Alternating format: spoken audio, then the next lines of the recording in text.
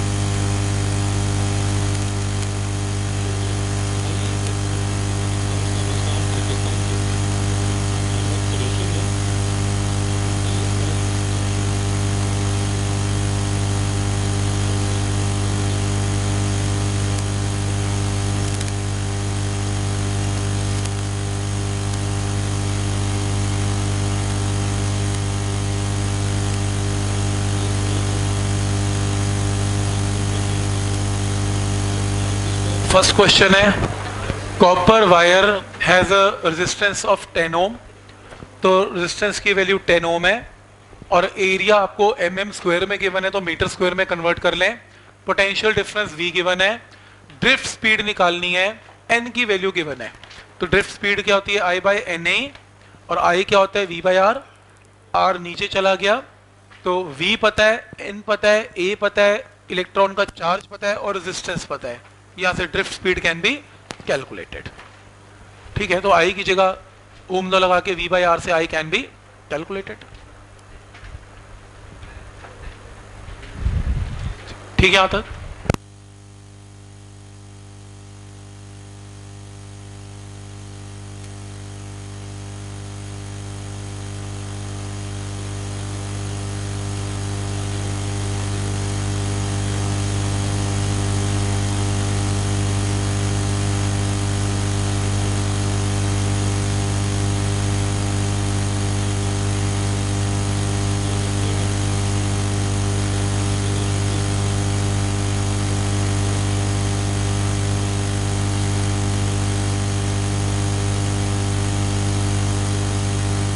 ठीक है, इसमें VD का फॉर्मूला पता है ना, I बाई NA, और N समझ में आ रहा है ना कि नंबर ऑफ इलेक्ट्रॉन पर क्यूबिक मीटर क्यूब का मतलब है पर यूनिट वॉल्यूम, स्मॉल n। तो बस यहां पर वैल्यू पुट करेंगे, आंसर। नेक्स्ट क्वेश्चन पढ़ो।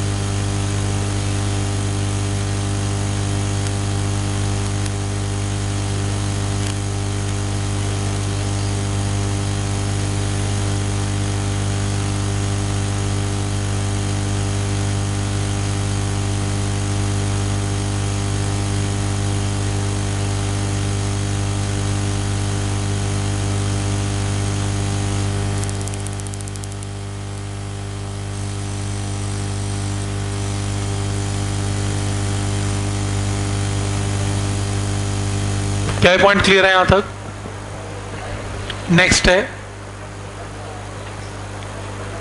The electric field in a copper of cross sectional area. क्या गिवन है? एरिया, साथ में क्या गिवन है? Current. Conductivity of copper given है. कंडक्टिविटी का सिंबल क्या होता है? सिग्मा. क्या निकालना है इसमें? Electric field. आज क्या किया? ओम्स लॉ, क्योंकि सिग्मा और ई का ओम लॉ ही फॉर्मूला होता है, तो ओम लॉ करंट डेंसिटी की फॉर्म में क्या किया था? J is equal to sigma into E, और J क्या होता है? Current by area. Current by area में E एक तरफ, सिग्मा नीचे, I पता है, A पता है और सिग्मा पता है. आंसर ठीक. ओम लॉ लगा हुआ आंसर निकालो. और नेक्स्ट क्वेश्चन देखो.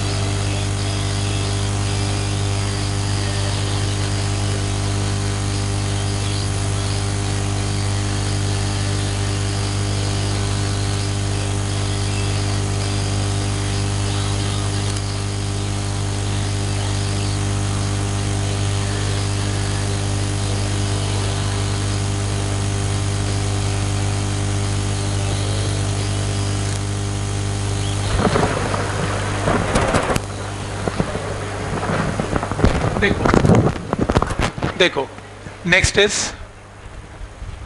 Aluminium wire of diameter given. Diameter 0.24 है, आधा करोगे तो रेडियस आ गया. Connected to copper wire of diameter 0.16 given है, हाफ करोगे तो रेडियस आ जाएगा.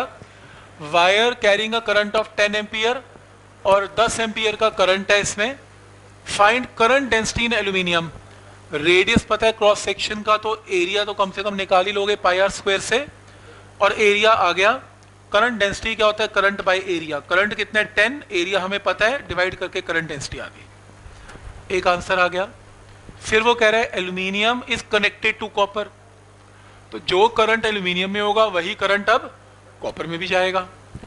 सीरीज में कनेक्टेड है, करंट तो सेम ही होगा. तो करंट इसमें कितना है? 10, तो इसमें भी कितना है? 10. एरिया हम निकाल लेंगे, इसका रेडियस हमें पता है, और इसका हमें n गिवन है कॉपर का. n का मतलब number of electrons per unit volume. Current aluminium वाला. ड्रिफ्ट स्पीड निकालनी है. ड्रिफ्ट स्पीड क्या होती है? I by NA. I 10 put करेंगे, n पता है, A पता है, और इलेक्ट्रॉन का चार्ज पता है. सॉल्व करके आंसर. पॉइंट समझ में आ रहा है यहां तक?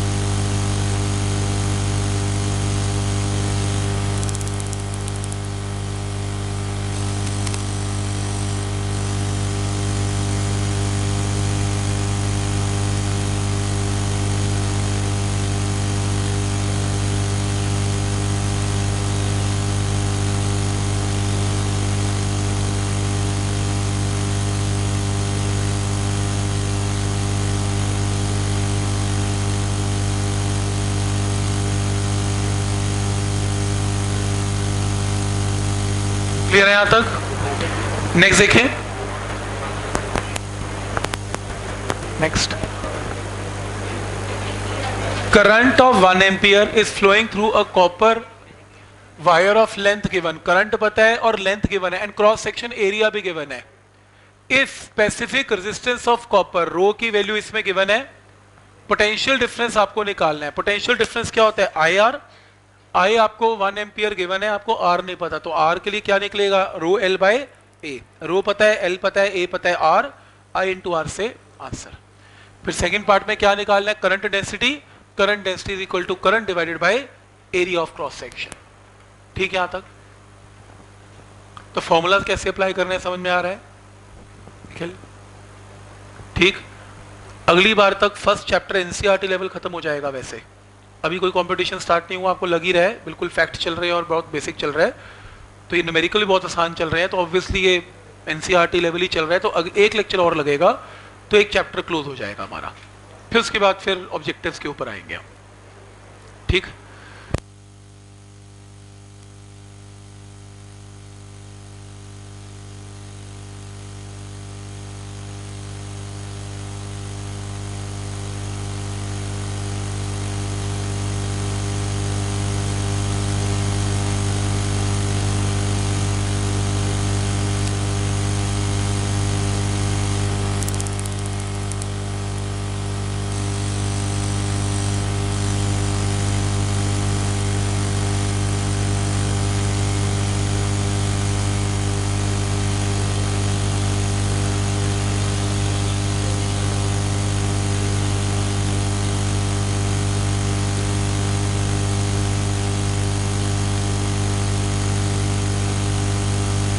नेक्स्ट क्वेश्चन ट्राई करो प्लीज।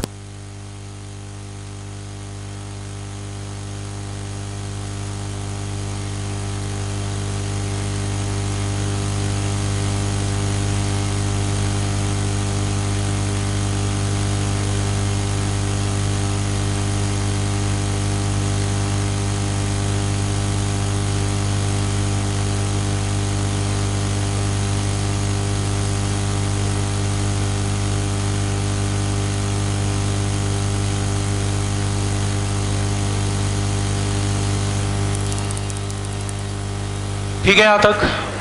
नेक्स्ट क्वेश्चन इज, ये ना आप ऐसे फिगर किया करते थे फ्लूइड फ्लो बर्नौली से पहले, equation of continuity A1 V1 is A2 V2 V2, बिल्कुल वैसा ही है कि इलेक्ट्रॉन जा रहे हैं, फ्लो ऑफ चार्ज जा रहा है और फिर एरिया कम कर दिया, लेकिन द पॉइंट इज कि volume flowing per second pipes में क्या रहता था? Same. A1 V1 is equal to A2 V2, volume flowing per second same.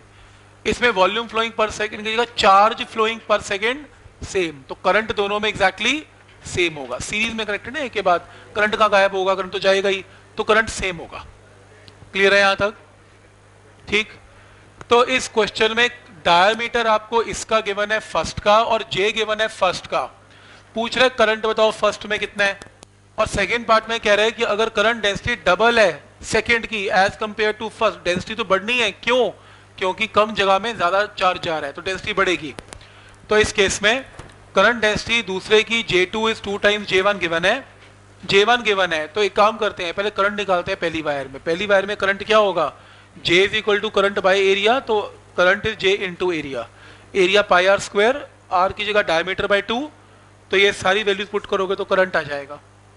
Current आ गया, फिर मुझे समझ में आ रहा है कि I1 I2 के इक्वल होगा इसमें, और I क्या होता है? J1 A1 और इसमें क्या होगा? J2 A2, तो इसका area pi into D1 by 2 का स्क्वायर और इसका पाई इंटू D2 बाई 2 का स्क्वायर, और क्वेश्चन में गिवन है J2 इज 2 टाइम्स J1, तो J1 से J1 क्या हो जाएगा? कैंसिल, यहाँ पर 2 बच जाएगा। आपको फर्स्ट पाइप का डायमीटर गिवन है, सेकंड का निकालना है आंसर। जैसे इक्वेशन ऑफ कॉन्टिन्यूटी लगती थी A1 V1 A2 V2, इसमें लगता है J1 A1 is equal to J2 A2, तो ये रूल लगता है इसमें, J1 A1 is J2 A2, यानी कि करंट रिमेन्स सेम।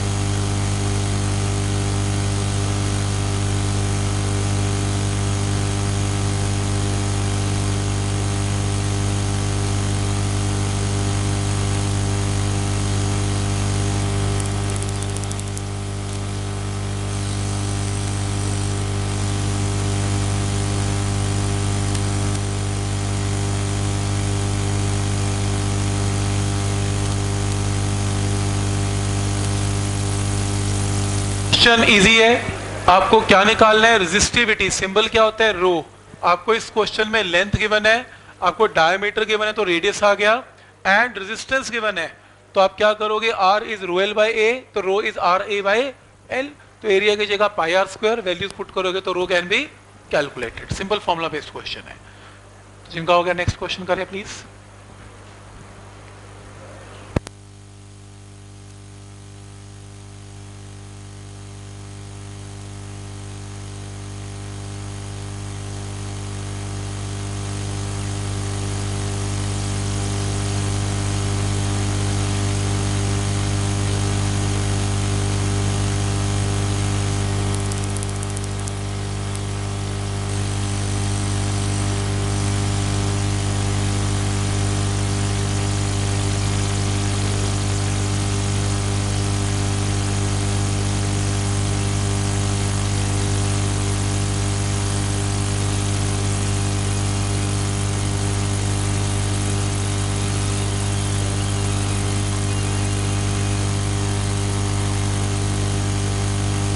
हाँ जी ठीक है, यहां तक फॉर्मूला समझ में आ रहा है कौन सा अप्लाई होगा। नेक्स्ट क्वेश्चन देखो। नेक्स्ट क्वेश्चन के अंदर find resistivity of a conductor. एक बात बताओ, रेजिस्टिविटी का सिंबल क्या होता है, रो। क्या गिवन है, करंट डेंसिटी क्या गिवन है, जे, और इलेक्ट्रिक फील्ड ई गिवन है। देखो जे का और ई का एक रिलेशन किया था Ohm's law. J is equal to क्या था, sigma into E, J is equal to 1 by rho into E. ठीक, तो इस क्वेश्चन में आपको J पता है, इस क्वेश्चन में आपको E पता है, रो कैन बी कैलकुलेटेड आंसर। ये लंबे तरीके से किया है, ये सही है। ओम लॉ लगाओ और ये आंसर ये सही आ जाएगा, वो रहने दो, ये सही है, छोटा है ये। ठीक है ना, तो जब भी J और E का रिलेशन आएगा ना तो ओम लॉ याद आएगा। अगली बार टेस्ट है आपका, शॉर्ट टेस्ट 10 मिनट का, जितना भी इलेक्ट्रिसिटी 2 लेक्चर हुआ है इलेक्ट्रिसिटी का टेस्ट है, करके आना है यार, साथ साथ रिवाइज करेंगे। हाँ ट्यूसडे को 10 मिनट का होगा, वो जितना कर लिया उसमें से ड्रिफ्ट वेलोसिटी दूंगा, आज के न्यूमेरिकल है, ओम लॉ इन जे की फॉर्म में, जो किया सारा ही लिखवा दे रहे ना।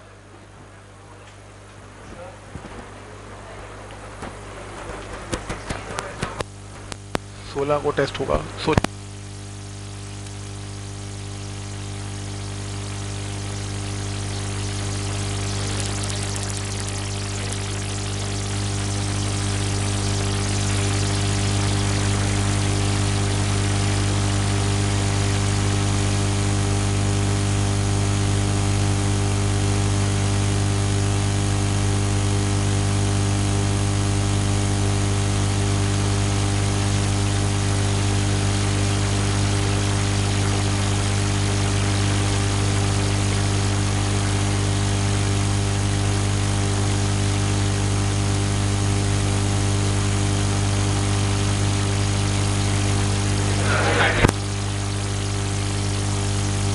साथ पढ़ना, सैटरडे संडे तक जो भी है आप चाहे सैटरडे को टेस्ट दे देना, बट द पॉइंट इज कि सब्जेक्टिव तैयार रखना, कैपेसिटर का भी तैयार रखना, जो कैपेसिटर का आखिरी पार्ट का टेस्ट नहीं हुआ ना, और इलेक्ट्रिसिटी का भी, दोनों का इकट्ठा होगा।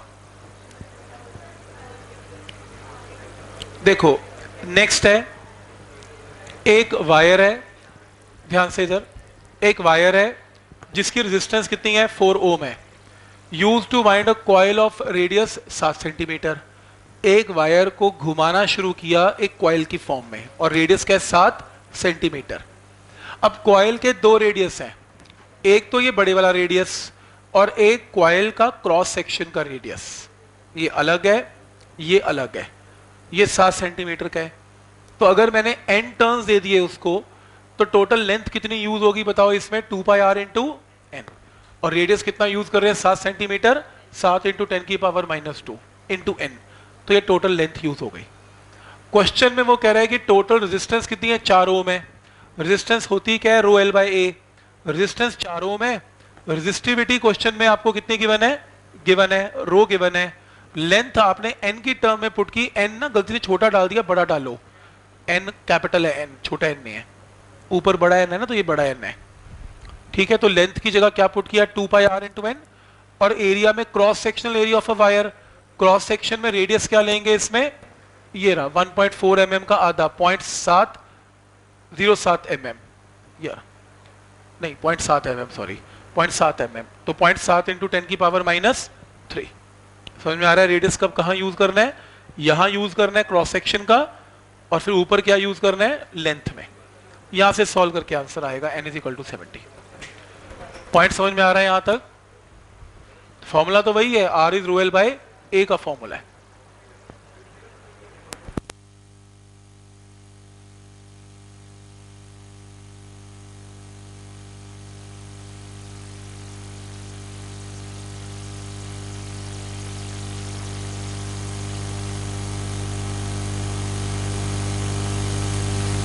ठीक है, यहां तक कोई डाउट इसमें, चितना ठीक है, ठीक है।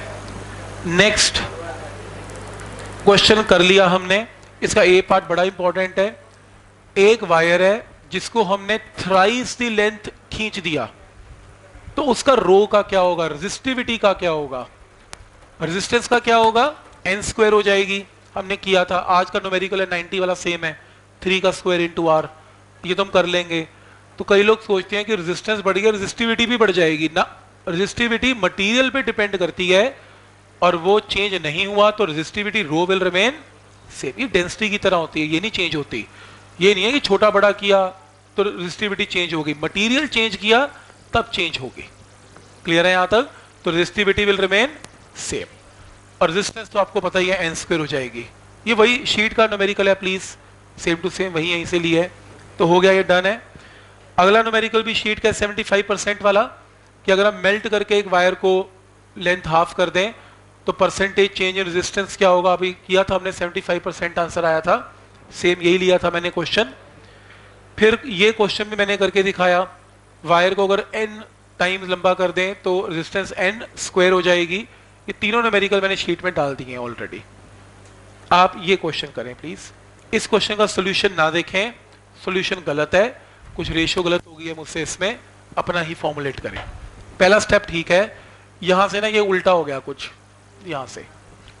अब एक बार देखें, खुद ही देखें एक बार प्लीज।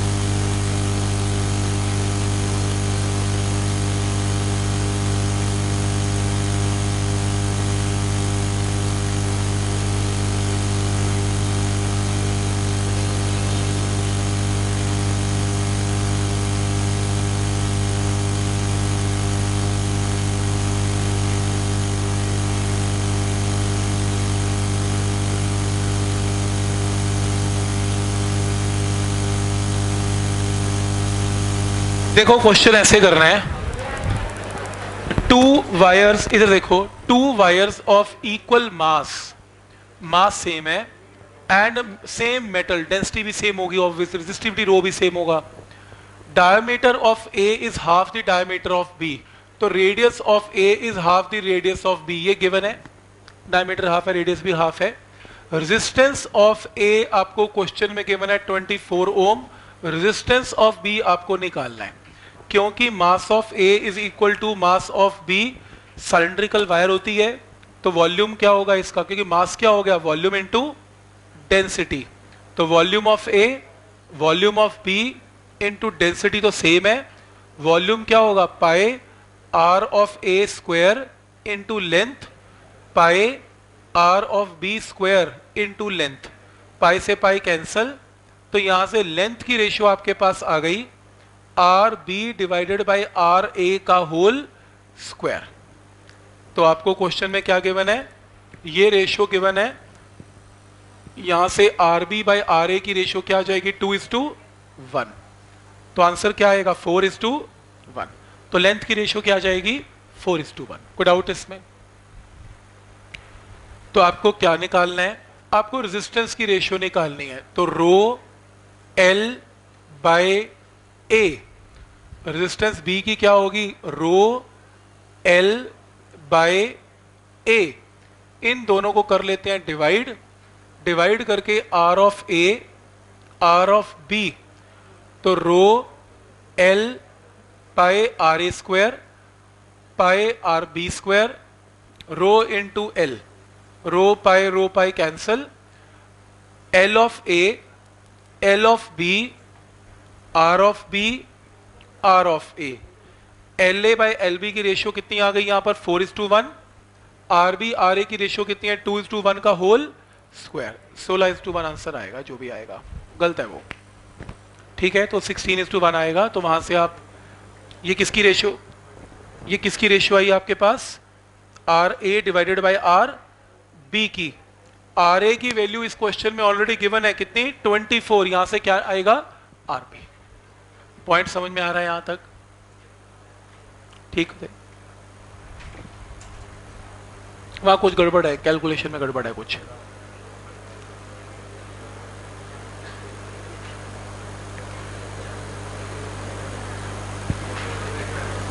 यार इससे भी पता नहीं, फिर दो बार गड़बड़ हुई ना, पहली गड़बड़ यहां हो रही है, दूसरी गड़बड़ यहां भी हो रही है, R A by R B L B हो गया ना, ए के साथ ए, दो बार गड़बड़ के चक्कर में आंसर सेम हो गया, दो बार रेशियो उल्टी हो गई, तो बाई चांस आंसर सही हो गया, जबकि एक बार होता तो पकड़ी जाती गलती।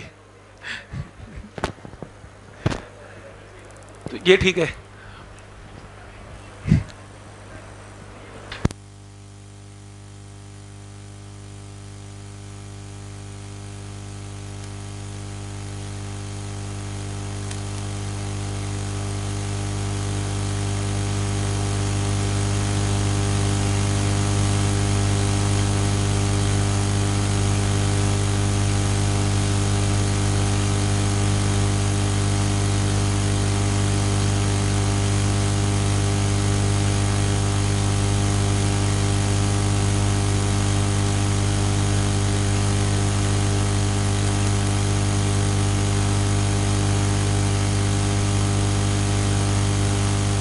Uniform wire is cut into 4 segment, 4 हिस्सों में वायर को कट किया, चेक करो 4 हिस्सों में कट किया, each segment is twice as long as the earlier segment, तो पहली अगर एल है तो अगली ट्वाइस, अगली ट्वाइस, अगली भी ट्वाइस है, तो एल 2L 4L और 8L। तो क्योंकि एरिया ऑफ क्रॉस सेक्शन तो चेंज किया नहीं, ना मटेरियल चेंज किया, तो रेजिस्टेंस लेंथ पे डिपेंडेंट है, तो रेजिस्टेंस भी R 2R 4R और 8R। क्यों वो कह रहा है कि इसके इसमें R की वैल्यू हमें गिवन है 4, टोटल रेजिस्टेंस वायर की बोलो क्या होगी, टोटल रेजिस्टेंस में जब जोड़ेंगे तो सब सीरीज में मिलेंगे आपको, और सीरीज में टोटल रेजिस्टेंस क्या होती है R1 R2 R3 और R4, ऐड करेंगे टोटल रेजिस्टेंस 15R, R आपको पता है आंसर 60। पॉइंट समझ में आ रहा है यहां तक? तो वैल्यू जोड़ देंगे तो टोटल रेजिस्टेंस आ जाएगी, टुकड़ों की रेजिस्टेंस गिवन है, टोटल रेजिस्टेंस ऐड कर दो,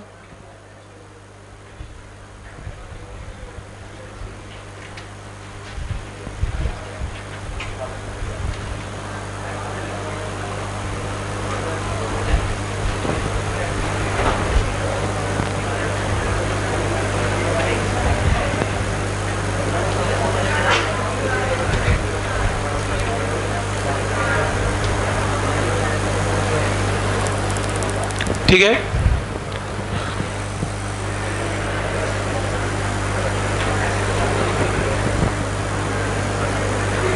देखो find the time of relaxation, ध्यान आगे please, find time of relaxation, time of relaxation क्या होता है tau, and free path, free path क्या होता है अभी डिस्कस करेंगे। Given resistivity rho number density n, mass of electron पता है, ड्रिफ्ट वेलोसिटी पता है। रो का फॉर्मूला टाउ की फॉर्म में मैंने लिखवाया था, टाउ एक तरफ रो एक तरफ, मास पुट करो, n पुट करो, चार्ज पुट करो, रो पुट करो, यहां से आपके पास सॉल्व करके टाउ आएगा। ये तो आ जाएगा, फॉर्मूला बेस्ड है। फ्री पाथ क्या होता है?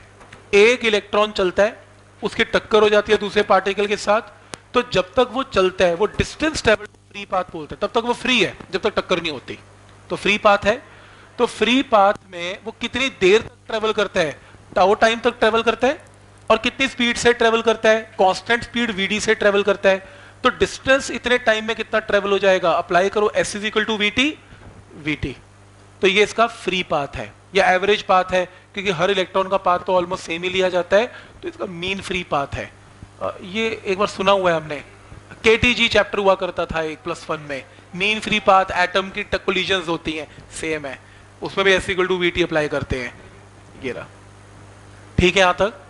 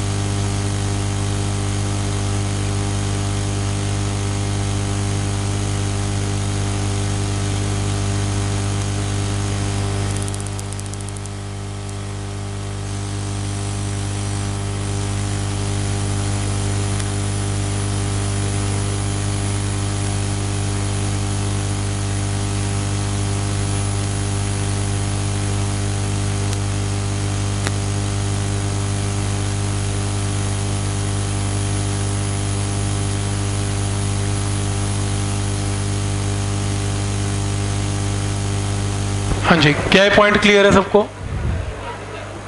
ठीक, ठीक है।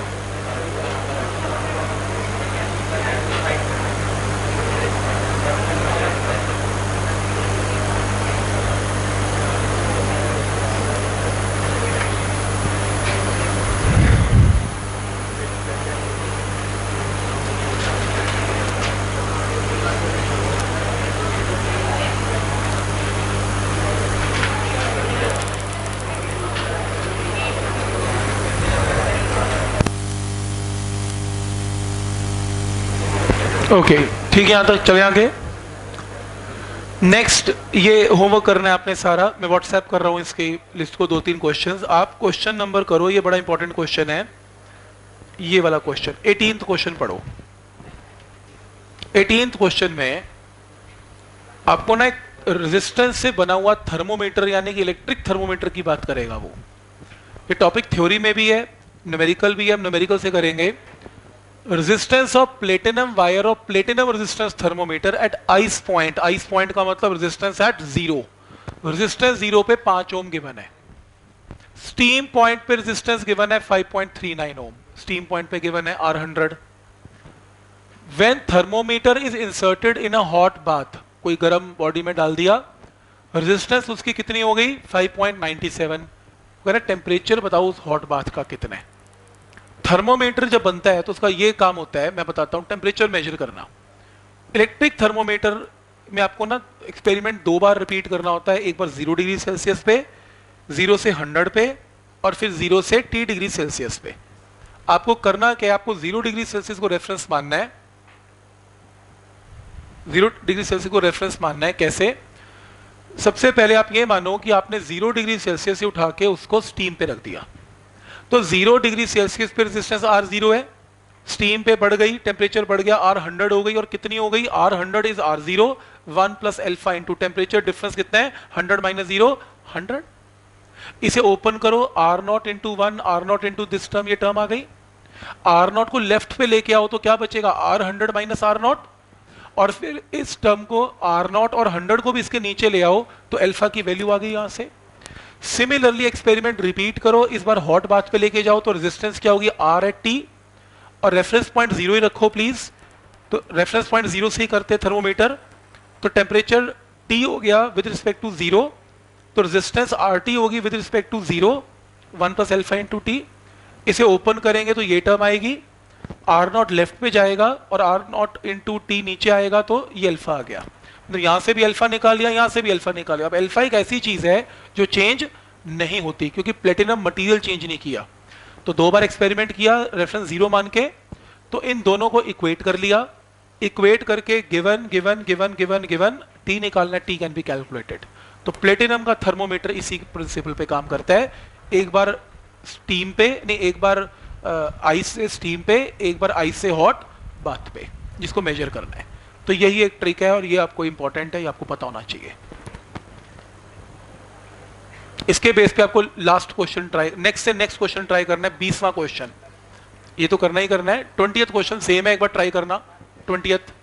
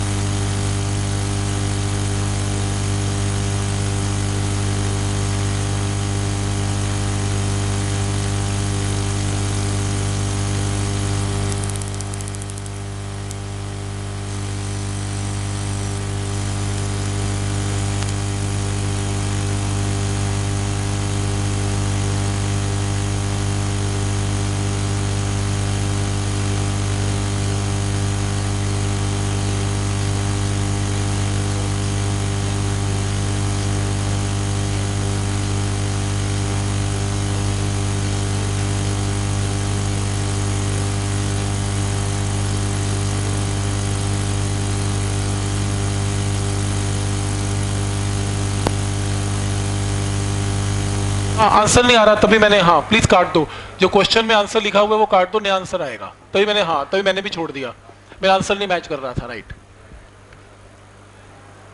मैंने ट्राई किया, शायद फिर नहीं हुआ, कैलकुलेटर से चेक कर लेना, मेरा नहीं हुआ मैच, हो सकता है मैंने किया नहीं सॉल्व। चलो जितना भी आ गया, प्लीज आंसर नहीं आएगा, आंसर नया निकालना। आंसर यही आ रहा होता, शायद मैं लिख ही देता ये आंसर। मेथड समझ में आया? जतिन क्लियर है? ठीक है, देखो नेक्स्ट चले आगे। अगले से अगले क्वेश्चन के अंदर ना, resistance of tungsten at 150 degree Celsius is given 133, 150 पे रेजिस्टेंस गिवन है। इसकी रेजिस्टेंस बताओ 500 पे क्या होगी? अल्फा गिवन है, फॉर्मूला पता है हमें। 2 केस बनाना, सीधा मत करना, कई लोग ये करते हैं resistance at 500, resistance at 150, 1 plus alpha into 500 minus 150, नहीं करना। 2 केस बनाने हैं। पहले रेजिस्टेंस 0 से 150 हुई, मतलब 0 से टेम्परेचर 150 हुआ, तो resistance at 150 is resistance at 0 और temperature difference 150 minus 0 is 150। Resistance at 150 given है, टेम्परेचर डिफरेंस 150 गिवन है, क्वेश्चन नंबर 1। फिर बनाओ 500 को रेफरेंस 0 मान के, तो resistance at 500 0 1 plus temperature difference 500, इन दोनों को डिवाइड करो, ये वैल्यू आपको गिवन है, ये निकालनी है, अल्फा गिवन है, आंसर आ जाएगा। राइट, तो समझ में आ रहा है? आपने जो रेफरेंस पॉइंट लेना है वो 0 डिग्री सेल्सियस का लेना है इन टाइप के क्वेश्चंस में। ठीक, इकट्ठा नहीं लगाना, रेजिस्टेंस 500 150 इकट्ठा नहीं लगाना, 2 बार करना है, एक बार 0 से 150, एक बार 0 से 500।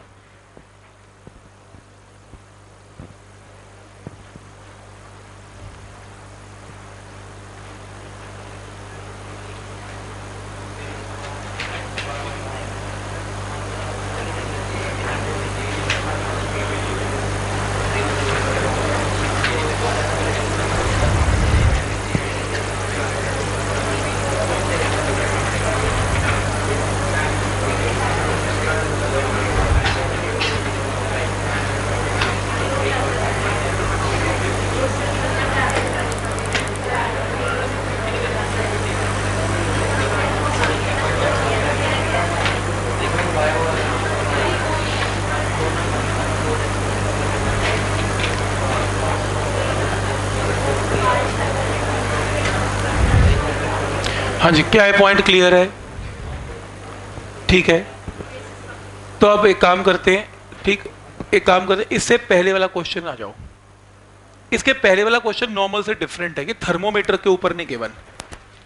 उसने कहा कि अ नाइक्रोम हीटिंग एलिमेंट है, कोई हीटर है, हीटिंग एलिमेंट है, connected to 220 volt supply, draws initial current of 2.2 ampere which settles down after a few seconds to a steady value of 2 ampere. Element गर्म हो रहा है, पहले करंट कितना था 2.2, वोल्टेज 220 है, 220 को 2.2 से डिवाइड किया तो पहले रेजिस्टेंस 100 दे रहा था वो एलिमेंट, फिर मैंने करंट को 2.2 से 2 कर दिया तो फिर रेजिस्टेंस कितनी होगी 110। ऐसा इसलिए हुआ क्योंकि टेम्परेचर बढ़ गया, टेम्परेचर बढ़ने से रेजिस्टेंस बढ़ गई, 100 से 110 हो गई, तो करंट में चेंज आया। तो इसका मतलब ये जो रेजिस्टेंस इनिशियल थी और ये फाइनल है। पॉइंट समझ में आया? फिर वो ये कह रहा है कि steady temperature of the find steady temperature of the heating element, जब काफी देर हो गई और रेजिस्टेंस बढ़ गई तो स्टेडी हो गया, उस टाइम उसका फाइनल टेम्परेचर बताओ क्या था। और रूम टेम्परेचर कितना है 30 डिग्री सेल्सियस है, यानी कि पहले एलिमेंट किस पे था रूम टेम्परेचर पर, अब रूम का टेम्परेचर इसका मतलब बढ़ गया तभी रेजिस्टेंस बढ़ गई, तो रूम का टेम्परेचर बढ़ाओ। अब क्योंकि इसमें आइस लेने की जरूरत नहीं है, क्योंकि उसने रूम का टेम्परेचर को बेस माना, जो रेफरेंस पॉइंट है अब हमारा रूम का टेम्परेचर है, तो ये वो टेम्परेचर नहीं है कि पहले वो 0 डिग्री से आइस पे लेके गया, कुछ नहीं किया। एक इलेक्ट्रिसिटी का क्वेश्चन है, इलेक्ट्रिसिटी दौड़ रही है, करंट दौड़ रहा है, और जिसने टेम्परेचर बढ़ा के रेजिस्टेंस को उसने चेंज किया।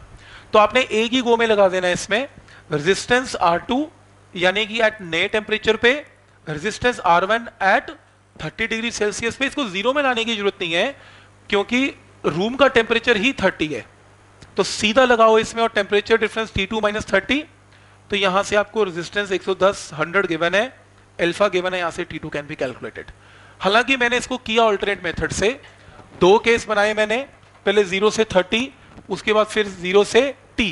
फायदा नहीं, अब रूम टेम्परेचर पता नहीं पहले 0 था कि नहीं था, मुझे क्या पता, तो इसलिए मेरा आंसर तो आया पर आंसर थोड़ा वेरिएशन में आया, 618 की जगह 621 आया। तो ये नहीं करो, यही करो ऐसे टाइप के क्वेश्चन में, सिर्फ यही इकलौता क्वेश्चन है जिसमें सीधा लगता है, otherwise reference temperature 0 degree Celsius के साथ ही काम करते हैं। तो 0 डिग्री सेल्सियस में दो ही केस बनते हैं नॉर्मली, बस इसके अंदर एलिमेंट वाले क्वेश्चन के अंदर सिंगल केस लगा के कर सकते हैं। ठीक है यहां तक?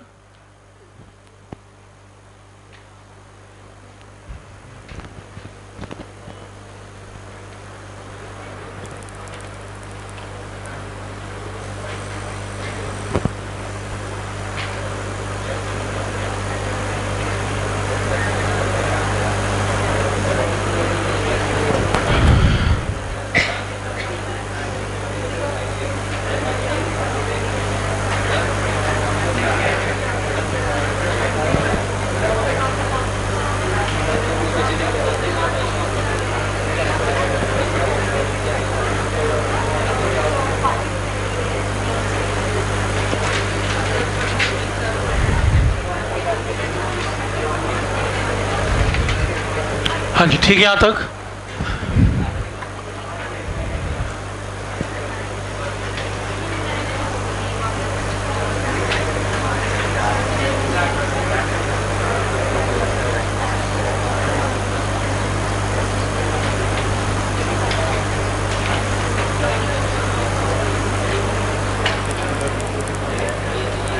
ठीक है,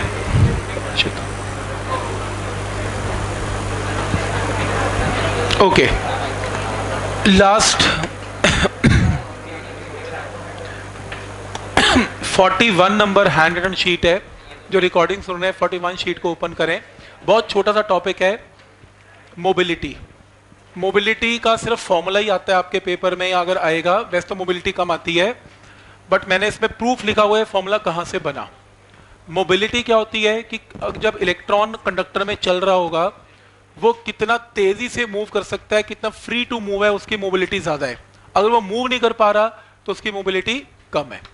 तो मोबिलिटी के अंदर इलेक्ट्रॉन मूव करता है, इलेक्ट्रिक फील्ड अप्लाइड है, तो इलेक्ट्रिक फील्ड अप्लाई है तो इस इलेक्ट्रॉन को राइट की तरफ इलेक्ट्रोस्टैटिक फोर्स मिलेगी कितनी, QE, कांस्टेंट फोर्स है ना, तो E चेंज होगा ना F चेंज होगा। ये माना जाता है जब इलेक्ट्रॉन निकल रहा होता है